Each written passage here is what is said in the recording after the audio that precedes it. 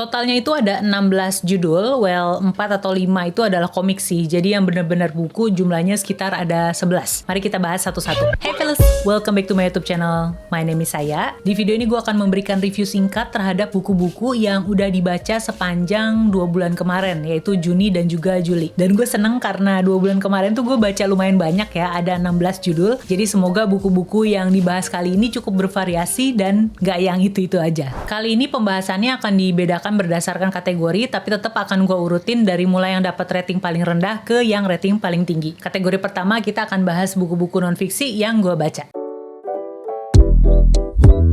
Pertama ada ini dia, The Comfort Book yang ditulis oleh Matt Haig. Banyak yang suka sama tulisan-tulisannya Matt Haig, tapi sayangnya impresi yang ditinggalkan oleh buku ini tuh kurang oke di gua. Jadi gue tuh nggak masalah ya baca buku self-help yang isinya klise alias sama gitu antara satu buku dengan buku yang lainnya, asalkan ada keunikan tersendiri entah konsep penyampaiannya atau narasinya. Sementara di sini gue merasa narasinya Matt Haig cukup datar. Ini tuh isinya adalah esai-esai sesuai judulnya, narasi-narasi yang memberikan kenyamanan, pengharapan buat mereka-mereka yang mungkin sedang berada di titik terendah. Isinya bagus sih, ya gue dapet sih efek menenangkannya itu, tapi again, yang paling tertinggal di kepala gue setelah menutup bukunya adalah narasinya cukup datar. Makanya untuk buku yang ini gue mau kasih rating 3 dari 5 bintang. Berikutnya itu gue baca ini dia, Menjadi, yang ditulis oleh Afu Tami. Gue udah wishlist pengen baca buku ini dari sejak bukunya pertama kali terbit dan banyak direview oleh para pembaca pertama. Dan akhirnya kemarin kesampaian dengan cara minjem di perpustakaan online bernama Zoo Library. Setelah gue baca, paham sih kenapa orang-orang memberikan rating cukup tinggi, karena memang sebenarnya topik yang dibahas itu cukup berat ya, mulai dari tentang lingkungan sampai negara. Tapi cara penulis menyampaikannya itu dengan bahasa yang mudah dicerna, sehingga gue sebagai orang yang nggak melek-melek amat sama topik-topik atau isu-isu tersebut tuh jadi paham. Terus kan di sini judulnya Menjadi, Seni Membangun Kesadaran Diri. Si penulis mencoba untuk membukakan pikiran kita bahwa untuk bisa mengenali diri ya kita harus memahami aspek-aspek yang ada di sekeliling kita, mulai dari lingkungan tempat kita tinggal sampai negara tempat kita hidup gitu ya. Dan menurut gue itu konsep yang menarik, dipaparkan dengan cara yang mudah dipahami meskipun tetap ada beberapa bagian-bagian yang menurut gue terlalu teknis, jadi gue sempet lost bacanya. Tapi secara keseluruhan ini bagus, makanya untuk buku ini gue kasih rating 4 dari 5 bintang. Buku non-fiksi berikutnya yang gue baca ada ini dia, The Life-Changing Magic of Tidying Up, yang ditulis oleh Marie Kondo. Gue udah pernah baca sih, dan mungkin kamu juga pernah lihat atau nonton video review khusus tentang buku ini ya. Gue bacanya di tahun 2018 dan penerbitnya memutuskan untuk mencetak ulang dengan cover baru yang seperti ini. Gue ditawari untuk membacanya dan gue merasa buku ini tuh datang di saat yang tepat. Setelah membaca buku ini gue merasa dapat izin untuk melakukan riset gitu ya terhadap hidup gue, hard reset, memulai ulang kehidupan gue. Dengan cara apa? Pertama adalah dengan cara berbenah, membenahi lingkungan tempat gue tinggal. Dan setelah menerapkannya gue ngerasa plong sih. Gue pelan-pelan mulai bisa memahami apa yang disampaikan penulis di sini, bahwa dengan berbenah itu akan mengubah pola pikir dan cara pandang kita terhadap segala hal. Saking sukanya,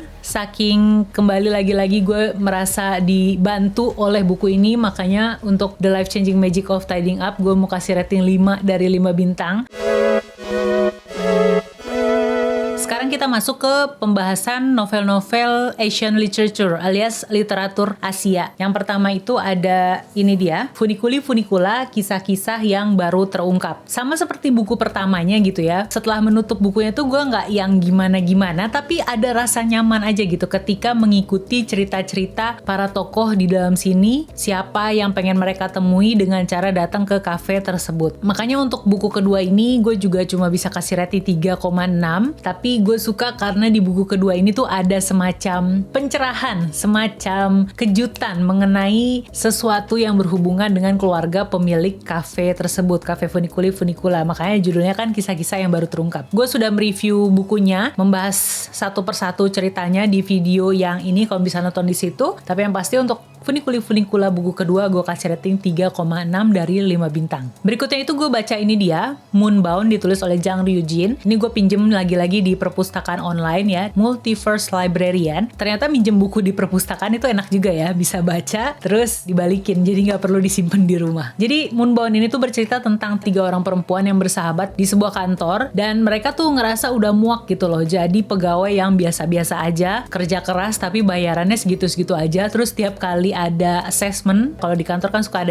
ujian evaluasi, mereka tuh nggak pernah naik gitu nilainya, itu aja gitu kan. Sampai akhirnya salah satu dari mereka memperkenalkan konsep perdagangan mata uang virtual. Kan ada kripto, nah ini Ethereum nih katanya tingkatnya lebih rendah dibanding kripto yang harus beli secara jumlah besar. Kalau Ethereum bisa belinya tuh dalam jumlah yang kecil-kecil. Singkat kata, yang lain mulai terpengaruh dan akhirnya mencoba untuk bermain Ethereum itu, mulai nyicil beli satu persatu, terus mereka ngelihat fluktuasi harga Ether tersebut. Jadi keseruannya tuh di situ gitu. Kita ikut-ikutan deg-degan apakah harga Ether ini akan melesat naik atau malah jadi turun, karena yang dipertaruhkan itu cukup besar gitu, yaitu seluruh tabungan yang mereka punya. Jadi kita juga ikutan deg-degan. Dan persahabatan di antara ketiga orang ini tuh mengingatkan gue sama persahabatan yang gue jalani waktu masih kerja kantoran. Gue suka banget, dari awal sampai akhir buku ini adalah sebuah perjalanan menyenangkan. Makanya untuk Moonbound ini gue kasih rating 4 dari 5 bintang. Berikutnya itu gue baca ini dia, Alternate, yang ditulis oleh Kato Shigeaki. Alternate sendiri tuh sebenarnya adalah nama media sosial yang ada dalam ceritanya. Jadi media sosialnya tuh khusus untuk murid SMA aja gitu, cuma bisa dipakai oleh murid SMA, dan dia akan menghubungkan murid-murid SMA se-Jepang. Itu yang gue suka, konsepnya keren, dan kita akan mengikuti kehidupan 3 tokoh utama di sini yang juga masih anak SMA gitu ya. Jadi ini sebenarnya genrenya lebih ke slice of life, kita ngikutin kesehariannya mereka, dan pada akhirnya nanti mereka akan terhubung dengan aplikasi Alternate ini. Gue udah bahas buku ini secara panjang lebar di sebuah video review yang ini kalau bisa nonton di situ. Yang pasti gue suka sama ketiga tokoh utama ini dan juga kehidupan mereka, makanya gue mau kasih rating untuk Alternate 4,5 dari 5 bintang.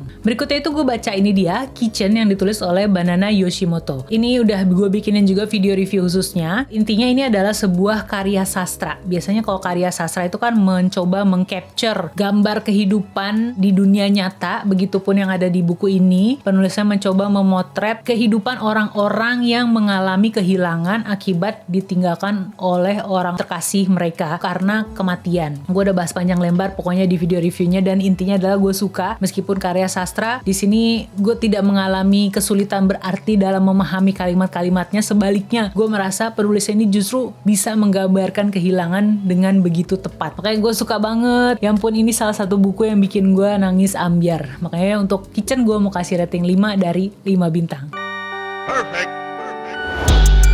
Sekarang kita masuk ke novel-novel bergenre misteri, thriller, dan juga horor. Bukan horor sih, lebih ke dark gitu ya. Kita mulai dengan yang pertama, ada ini dia. Ya, gue tahu ini udah sering banget gue bahas, makanya di sini gue bahas singkat aja. Baca kedua kalinya buat ikutan diskusi di klub buku Sofa Literasi. Dan setelah ikutan diskusi, gue baru menyadari kekurangan-kekurangan dalam buku ini yang sebelumnya nggak gue notice gitu ya. Dan kekurangannya itu cukup fatal berkaitan dengan plot dan juga keseluruhan cerita. Makanya untuk pembacaan yang kedua kalinya gue cuma bisa kasih rating 3,8 buat angsa dan kelelawar. Berikutnya juga adalah buku yang dibaca di klub buku Sofa Literasi, yaitu ini dia, Lies Hidden in My Backyard, ditulis oleh Kim Jin Yong. Ini tuh novel Korea, terjemahan Indonesia, diterbitinnya sama penerbit Naura. Setelah kemarin berdiskusi dengan pembaca lain mengenai buku ini, meskipun diberi label thriller, tapi nyatanya di dalam cerita ini tuh banyak menyoroti isu-isu sosial dalam masyarakat Korea, mulai dari ketimpangan sosial,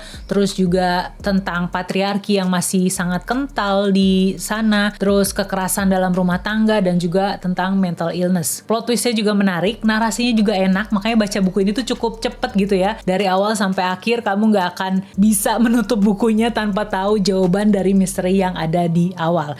Makanya untuk buku ini gue kasih rating 4 dari 5 bintang. Berikutnya ini adalah sebuah retelling sebenarnya ya, alias penceritaan ulang dari dongengnya Red Riding Hood. Yaitu ini dia nih, Little Red Riding Hood. Dia diceritakan ulang oleh Rui Meita dan ilustrasi dalamnya ini digambar oleh Pola. Banyak yang suka judul ini dibanding Snow White, dan setelah gue baca iya gue paham sih, karena memang di sini lebih kelam gitu ya. Cerita yang tadinya untuk anak-anak dibikin jadi sesuatu yang benar-benar kelam oleh Mbak Rui Meita. Emang kalau Mbak Rui Meita udah jagonya nulis hal-hal hal creepy, horror dan juga dark. Jadi ya ini tentang si gadis bertudung merah yang mau mengantarkan makanan untuk neneknya, dan apa yang terjadi di sana adalah sesuatu yang cukup berdarah-darah. Makanya untuk judul satu ini gue kasih rating 4 dari 5 bintang. Berikutnya ada sebuah novel psychological thriller yang mana udah gue buatin juga video review khususnya karena segitu sukanya, yaitu ini dia, The Good Samaritan, ditulis oleh John Marsh. Ini bercerita tentang tokoh utamanya yang kerja di sebuah saluran layanan untuk mereka-mereka yang berpikiran untuk bunuh diri gitu ya. Jadi di layanan tersebut operator-operatornya akan berusaha sebisa mungkin mengalihkan pikiran penelepon dari keinginan untuk bunuh diri. Tapi si tokoh utama kita justru sebaliknya, dia malah mencari mangsa korban-korban yang bisa dia pengaruhi untuk malah mau melakukan bunuh diri. Gue udah bahas secara panjang kali lebar di video review yang ini, kalau bisa nonton. Intinya gue nggak nyangka tulisannya John Marsh tuh emang bagus. Dia bisa menciptakan sebuah cerita dengan tokoh-tokoh sakit jiwa dan plot twistnya juga menarik. Makanya untuk The Good Samaritan ini gue kasih rating 4,5 dari 5 bintang. Kategori berikutnya tuh adalah komik ya. Gue baca ada 5 volume komik ya. Yang pertama ada ini dia, Juru Masak Para Maiko volume 3. Bukunya udah gue unhaul karena emang setelah baca volume ketiga ini tuh gue makin yakin kalau gue kurang suka sama gaya cerita dalam komik ini yang sebenarnya tidak terlalu menekankan pada makanan tapi lebih kesehariannya para Maiko. Bahkan volume 3 ini gue udah lupa ceritanya tentang apa, tapi lumayan sih. Gue kasih rating untuk volume yang ini 3 dari 5 bintang. Berikutnya ada ini dia, volume kelima dari seri An Incurable Case of Love yang ditulis oleh Maki Enjoji. Ini gue cuma bisa kasih rating 3 bintang karena di dalam sini si tokoh utama ceweknya Nanase, gue merasa kayak dia nggak punya power gitu loh. Dia kan kedatang di rumah sakit tempat dia kerja, itu kedatangan pasien yang kaya banget gitu ya. Terus si pasien ini tuh ceritanya naksir sama Nanase dan dia bikin jebakan supaya Nanase yang ditugaskan untuk ngerawat dia. Terus di sisi lain pacarnya nih, Dokter Tendo tuh gak suka kalau Nanase dipaksa-paksa buat merawat pasien tertentu dan malah nyalahin Nanase-nya gitu. Terus gue merasa kayak dia, kok lu mau-maunya aja sih dibikin jadi pihak yang lemah seperti itu. Itu sih yang gue rasain pas baca volume ini. Makanya untuk volume 5 gue cuma bisa kasih rating 3 dari 5 bintang. Berikutnya itu gue baca Real Account yang volume 4. Setelah sebelumnya gue sedikit kecewa pas baca volume 3-nya karena ceritanya balik lagi ke awal dengan menampilkan tokoh yang baru. Nah di volume keempat ini kedua tokoh baru tersebut tuh udah terbangun bondingnya, yaitu Yuma dan juga Ayame. Udah gitu di volume keempat ini tuh ada-ada aja gitu. Salah satunya adalah game pemberantasan cuma read. Jadi kan kadang kalau orang ngirim chat cuma di read doang gitu ya. Nah di game ini katanya kalau dikirimin chat terus kamu cuma read doang dan gak balas dalam periode waktu tertentu, misalnya berapa 30 detik gitu ya, nah orang tersebut akan dieliminasi alias mati. Konyol sih.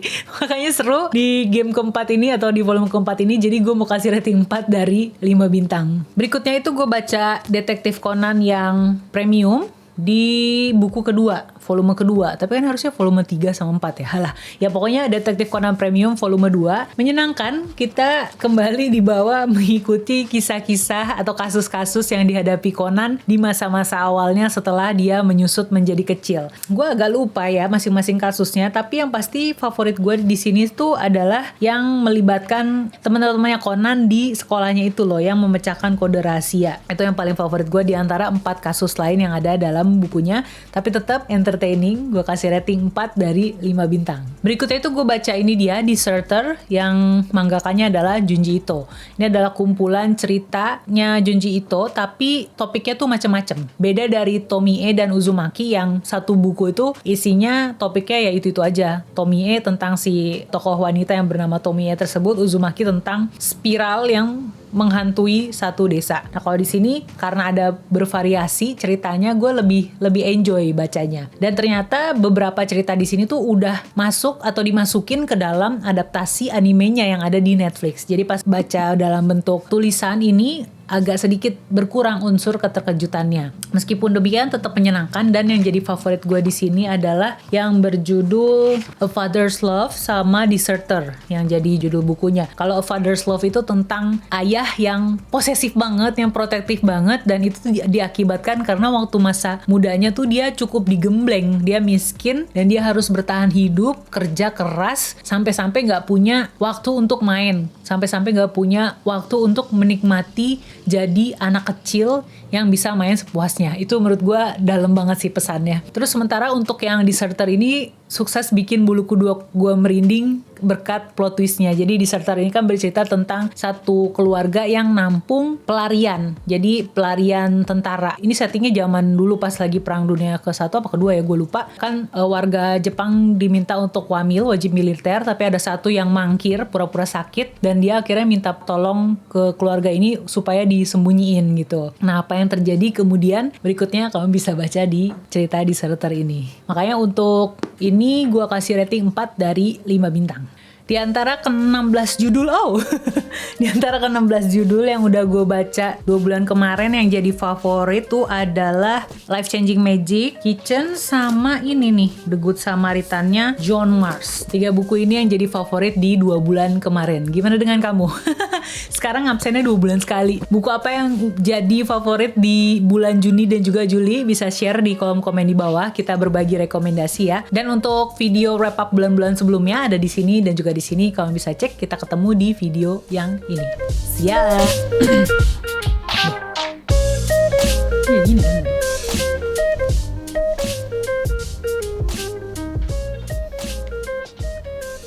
Oke, 3, 2, 1, 3, 2, 1.